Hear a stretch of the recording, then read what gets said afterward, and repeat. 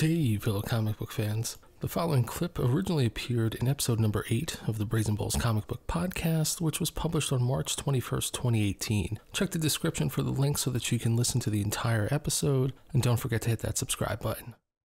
All right, Superman number 43 from DC. This one's about Bizarro Universe by Patrick Gleason and Peter J. Tomasi. Now, I'm going to start with this one because I'm not always a huge fan of Superman. I have some issue with his general attitude. But that being said, I'm really enjoying this. The Bizarro thing is excellent. I'm loving the little bit of craziness, but Bizarro, sorry, is kind of coming off as like, I don't necessarily want to be a bad guy, which is kind of weird for the Bizarro. And it also shows us all of like this Bizarro universe, which I think is awesome and fleshed out rather well. I also like Bizarro Boy throwing cats in trees, but not in a bad way. Not out of spite, but just because it's what you're supposed to do. That's right. Yeah, and I agree with you, Ben, that how fleshed out the Bizarroverse is. It feels fresh, and it's, I don't think that readers would necessarily enjoy having a series where everything is backwards and reverse, and it might become a pain to read after a while. It might not hold your attention, but I do really want to spend as much time as we can in this Bizarroverse, just because as the picture is becoming clearer and we're getting more of this picture, we're realizing that everything is, it's bizarre, and it's great to see that, because typically Bizarro would just show up when Bizarro was supposed to show up. He'd do what he does and then he's gone, and that's it, and we move on with the Superman story. This is one of the first times where a Bizarroverse or Bizarro world, it feels authentic. There's a whole lot going on. There's a lot of rich detail being put into this. And on top of that, again, we come back to it's very well written, very well illustrated, just a great comic book. So as a fan, I'm pleased. As a critic, I'm pleased. As a casual reader, I'm pleased. It's just a great book. What do you think about it, Dave? I'm not on board with it as much as you guys are, mostly because I was thinking that this was going to go in a completely different direction. When Bizarro showed up, I was expecting this to be the Bizarro story on Earth. That his transition to becoming a good guy was going to be on Earth. But instead, what we have is everybody lining up and going into the Bizarroverse. And there's all these other characters that are interesting characters, like, Rob Zarro, and they're looking for Hawk Zarro and the Legion of Fun, which is a brilliant idea. But, it seemed like we raced to get there.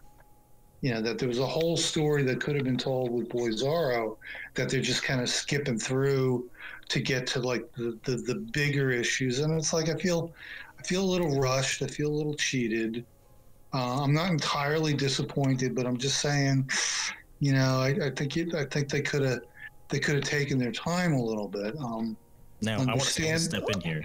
Go ahead. Sorry to cut you off there, but like, if you think about it, because if people don't know this, we talk about these things outside of this podcast. Yeah. But as Charlie mentioned, do you think I realize you think it's rushed, but do you think it's possible that people would have been able to deal with so much Bizarro though? Like, yeah, it felt rushed, but because it had to be. Otherwise you're going to get a lot of Bizarro and people may not like that.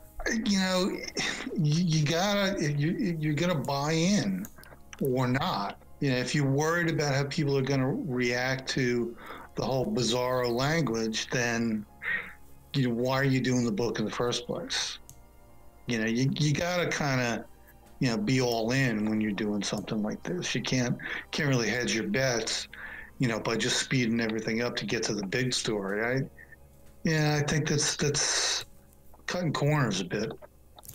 Yeah, I mean, if I can see if this was a Bizarro miniseries, right? Bizarroverse miniseries, and we got a few issues out of it, and the story was kind of rushed through and it felt like an experiment. I'd completely agree with you, Dave. Here, this is still the main Superman series. So, I think that Bizarro and the Bizarroverse and Boy Bizarro does have to be handled with care to an extent. I think that we don't necessarily have to introduce readers to Bizarro and the Bizarroverse. This was a sort of reintroduction. It does feel as though it's moving along very quickly, which, while I'm not a big fan of Superman, I don't necessarily want it to move along very quickly. I want to be here as long as we can. I said that before, but I do think that it's working as best as it possibly could. I think that if we had a dedicated, series, a miniseries, maxi series, whatever, and the pacing was this fast, I think then definitely I'd say that it's rushed and it's not working. The fact that we're fitting this much Bizarro into the main Superman series, I'm okay with how it's being dealt with. Do we think there can be a Bizarro universe little mini spin-off or something? Yeah, I hope so. They did. Yeah, I mean, I really hope so, that we get more of it. I'd be happy with just a Boy Bizarro story. Yep. Yeah. Like you said, Dave, I think that Boy Bizarro, coming to Earth and trying to be a hero, that in itself is a story worth telling. And I think that it's something that readers would like because, now not only do you have this interesting character that kind of feels familiar, it's also this sort of underdog story. Yeah. And everybody loves an underdog story. So I think that would work in itself. I do think that if there was going to be a longer series, I feel like almost it would have to be some sort of crossover where all of the Bizarroverse characters were on Earth and were able to, like I said, talk normal or something, just so that it was a little bit easier to swallow. But I do think it would work. It would take some tinkering, to say the least. All right, guys. Well, how about we move on? Let's go on with our scores. Dave, what are you giving this one? 7.5. Ben? 9. And I am going to give it an 8. So Superman number 43 scores an 8.2.